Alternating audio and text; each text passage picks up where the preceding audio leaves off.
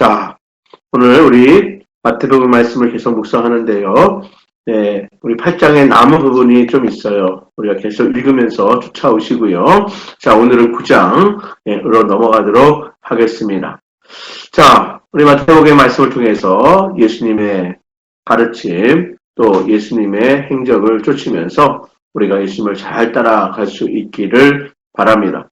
자, 예수님은 죄인을 부르러 이 땅에 오셨습니다. 자, 그래서 예수님은 죄인을 마다하지 않으셨고요. 죄인들에게 다가오셨습니다. 왜냐하면 예수님은 죄인들의 죄를 해결해 주시고 그들을 거룩하게 하시기를 원하셨기 때문입니다. 자, 인생이 넘을 수 없는 큰 장벽이 있죠. 죄의 문제와 죄로 인한 죽음의 문제입니다. 예수님은 그 죄의 문제를 해결하시고 그리고 죽음의 문제를 해결하셔서 우리를 구원하시기 위해서 이 땅에 오신 것입니다. 죄인들의 죄를 해결하시며 그 죄인들을 의롭게 거룩하게 하시기를 원하신 예수님이십니다. 자기가 죄인임을 깨닫지 못하는 이들은 강하게 책망하셨습니다. 자신이 죄인임을 알고 있는 자들에게는 구원의 길로 인도해 주셨습니다. 자, 오늘 아침 본문 1절부터 8절까지의 말씀은요, 마가복음 2장과 누가복음 5장에도 기록된 사건입니다. 무엇입니까? 중풍병자를 고쳐주신 사건입니다. 자, 마태복음과 마가복음, 누가복음은 동일하게 이 중풍병자를 고쳐주신 사건을 기록하고 있습니다. 자, 그런데 마태는요, 마가복음이나 누가복음에 비해서 중풍병자를 침상에 메고 예수님께 온 사람들의 상세한 그런 상황을 과감하게 생략합니다. 자, 그리고 이 중풍병자를 고쳐주셨다. 자, 우리는 너무나 잘 알고 있는 이 중풍병자를 고쳐준 이 사건에 중풍병자의 침상을 메고 온 친구들의 이야기, 지인들의 이야기를 잘 알고 있습니다. 이것은 마가복음이나 누가복음에는 상세히 기록하고 있지만 마태복음에는 생략합니다. 그냥 바로 이 중풍병자를 고쳐주셨다. 곧바로 기록하고 있습니다. 우리 2절의 말씀을 함께 읽어볼까요? 2절 말씀입니다. 시작. 침상에 누운 중풍병자를 사람들이 데리고 오거늘 예수께서 그들의 믿음을 보시고 중풍병자에게 이르시되 작은 자야 안심하라 내 죄사함을 받았느니라. 예. 자, 짧은 한 절이지만 모든 것을 다 기록하고 있습니다. 자, 그들의 믿음을 보시고 중풍병자에게 이르시되 작은 자야 안심하라 내 죄사함을 받았느니라. 자, 그런데 아까 말씀드린 것처럼 마가복음이나 누가복음과 같이 이 중풍병자를 고치실 때에 내 죄사함을 받았느니라 이렇게 말씀하심으로써 치유하셨다는 내용을 강조하기 위해서 앞의 내용을 생략한 것처럼 보입니다. 자, 그리고 이에 대한 서기관들과 바리새인들이 마음속으로 도대체 이 사람은 하나님도 아니면서 어떻게 죄를 용서했다는 말을 할 수 있는가? 이건 신성 모독이 아닌가라고 비난하는 그런 마음을 가졌음에도 동일하게 마가복음과 누가복음과 같이 기록하고 있습니다. 자, 그리고 이를 아신 예수님께서 그 마음을 악한 것으로 여기셨다. 4절이 기록하고 있고요. 그냥 병을 고치는 것보다 죄사함을 받았다고 말하는 것 중에 어느 것이 더 쉽겠느냐 이렇게 되물으시고 5절이죠. 예수님 스스로가 죄를 용서할 권한을 가지신 그리스도 우리가 매일 메시아이심을 공포하셨다는 것을 기록하고 있습니다. 자, 우리 4절과 5절의 말씀 함께 봉독해 볼까요? 자, 예수께서 그 생각을 아시고 이르시되 너희가 어찌하여 마음에 악한 생각을 하느냐 내 죄사함을 받았느니라 하는 말과 일어나 걸어가라 하는 말 중에 어느 것이 쉽겠느냐? 예, 그래요. 자, 그리고 5절에 그러나 인자가 세상에서 죄를 사하는 권능이 있는 줄을 너희로 알게 하려 하노라. 자, 예수님께서 그렇게 말씀하신 이유가 뭡니까? 예수님 스스로 죄를 용서할 그런 권한을 가진 메시아, 그리스도이심을 공포하는 그런 내용이 오늘 본문의 말씀에 그대로 우리가 읽었지만, 자, 기록하고 있습니다. 자, 이 사건에서 중풍병자를 고치다는 것도 중요한 이슈였어요. 자, 하지만 또한 예수님은 이 중풍병자를 고치시는 사건을 통해서 자신이, 자, 구약부터 예언된, 선지자로부터 예언된 메시아이심을, 그리스도이심을 드러내신 것입니다. 자, 마태는 이것을 강조하기 위해서 중풍병자를 침상에 메고 온 친구들이 어떻게 예수님께 나왔는지에 대해서는 상세한 내용을 과감하게 생략하고 있습니다. 나머지는 마태복음이나 마가복음이나 누가복음이나 동일하게 기록하고 예수님이 메시아이심을, 그리스도이심을 선포한 내용임을 동일하게 강조하고 있습니다. 예수님은 인자가 세상에서 죄를 사하는 권능을 있는 줄 너희로 알게 하려 하노라. 지금 읽은 본문의 말씀이죠. 예수께서 이 땅에 오신 궁극적인 목적은요, 병을 치유하고 사람들에게 좋은 가르침을 주시려는 것, 이것도 있습니다. 가르치시고 또 선포하시고 또한 치유하신 것, 예수님의 공생의 내용이고 목적이기도 합니다. 자, 그러나 이 모든 것을 하신 이유는 죄인들의 죄를 해결해 주시기 위해서 구원자가 되시기 위함이었다는 것입니다.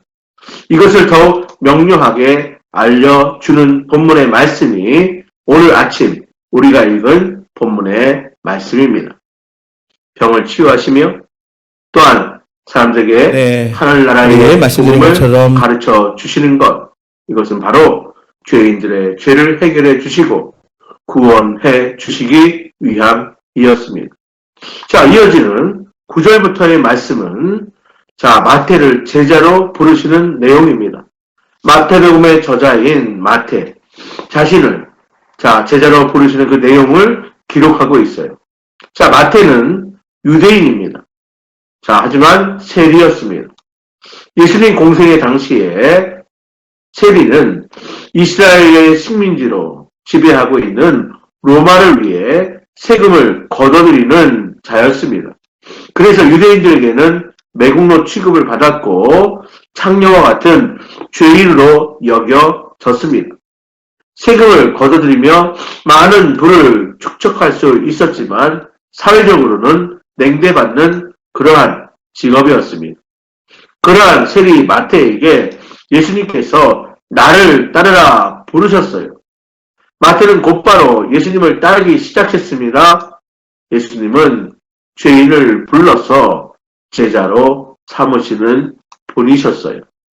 예수님은 마태의, 자, 친구들과 지인들이 있는 마태의 집에서 제자들과 함께 음식을 잡수셨어요. 자, 우리 10절의 말씀 함께 봉독해 볼까요? 예수께서 마태의 집에 앉아 음식을 잡수실 때에 세리와 죄인들이 와서 예수와 그의 제자들과 함께 앉았더니, 예, 창녀와 같은 죄인 취급을 받았던 마태를 제자로 부르시고 그리고 마태의 집에서 음식을 잡수셨어요. 그 자리에 수많은 세리와 죄인들이 함께 앉아 식사했다, 이렇게 기록하고 있죠. 여기서 세리와 죄인들과 함께 할 때에 죄인이 누구인지는 명확하게는 알 수 없으나 세리인 마태와 교제를 갖고 있던 자들이라고 생각해 보면 아마 유대인들에게는 손가락질을 받는 그런 사람들이 아니었을까, 우리는 충분히 미루어 짐작해 볼 수 있습니다. 이를 보고 바리새인들은 예수님의 제자들에게 너희 선생은 세리와 죄인들과 함께 잡수시느냐, 이렇게 묻습니다. 아마 제자들도 이런 질문에 당황했을지도 모릅니다. 그러나 이 질문에 대해서 예수님께서 직접 대답하셨습니다. 건강한 자에게는 의사가 쓸데없고 병든 자에게나 쓸데있느니라. 자, 그러면서 우리 13절에 예수님 이렇게 말씀하시죠? 13절 말씀입니다. 너희는 가서 내가 긍휼을 원하고 제사를 원하지 아니하노라 하셨듯이 무엇인지 배우라. 나는 죄인을 부르러 온 것이 아니요 의인을 부르러 온 것이 아니요 죄인을 부르러 왔노라. 예. 자, 내가 긍휼을 원하고 제사를 원하지 아니하노라. 호세아 6장 6절의 말씀을 인용하신 거죠. 예수님은 직접 나는 긍휼을 원하고 제사를 원하지 아니하노라. 나는 의인을 부르러 온 것이 아니요 죄인을 부르러 왔노라 대답하십니다. 죄인을 긍휼히 여기시고 그들을 구원하는 것이 주님께서 이 땅에 오신 목적이라고 말씀하신 것입니다. 그렇기에 아무리 큰 죄인이라도 예수 그리스도를 만나면 그 모든 죄를 용서받고 주님의 제자가 될 수 있었습니다. 세리 마태와 같이 말이죠. 그러나 바리새인들은 자신을 스스로 의롭다고 여기면서 교만하며 예수 그리스도의 가르침을 듣지 않고 예수 그리스도를 배척하는 이들은 구원에 이룰 수 없습니다. 사랑하는 성도 여러분, 우리 모두는 죄인입니다. 그래서 예수 그리스도가 필요한 자들입니다. 우리가 스스로 죄 지었다고 한다면 우리가 스스로 죄 없다고 한다면 우리에게는 희망이 없습니다. 나는 부족한 자이며 나는 허물이 많은 자이며 나는 죄인이어서 하나님의 은혜가 없이는 소망이 없다는 것을 깨달은 자들에게 우리 주님은 구원을 베푸십니다. 그리고 오직 예수 그리스도만이 우리에게 영원한 생명을 주실 구원자이심을 받아들이고 주님만을 의지하며 살아가야 할 것입니다. 그것이 참된 소망을 갖는 삶일 수 있게 되는 것입니다. 사랑하는 성도 여러분, 오늘도 우리는 스스로 살아가려고 하기보다는 주님만을 의지하며 주님을 온전히 따르며 사는 복된 하루가 될 수 있기를 소망합니다. 우리가 오늘도 받은 은혜로 말씀 붙들고 승리하는 복된 하루가 될 수 있기를 바랍니다. 기도하겠습니다. 사랑과 은혜의 아버지 하나님 감사합니다. 주님의 이름을 찬양합니다. 주의 말씀을 우리가 아멘으로 화답하며 그 말씀에 순종하며 나아갑니다. 오늘 주신 귀한 은혜 붙들고 우리가 주님 앞에서 늘 겸손함으로 주님의 은혜를 구함으로 주님 바라보고 또한 주님께 늘 의지함으로 살아가는 복된 하루 될 수 있도록 인도하여 주옵소서. 오늘 말씀 붙들고 기도할 때 주님 역사하소서, 도우소서, 응답하여 주옵소서. 이 모든 말씀 예수님의 이름으로 감사하며 기도하옵나이다. 아멘. 하늘에 계신 우리 아버지, 아버지의 이름을 거룩하게 하시며 아버지의 나라가 오게 하시며 아버지의 뜻이 하늘에서와 같이 땅에서도 이루어지게 하소서. 오늘 우리에게 일용할 양식을 주시고 우리가 우리에게 잘못한 사람을 용서해 준 것 같이 우리 죄를 용서해 주시고 우리를 시험에 빠지지 않게 하시고 악에서 구하소서. 나라와 권능과 영광이 영원히 아버지의 것입니다. 아멘.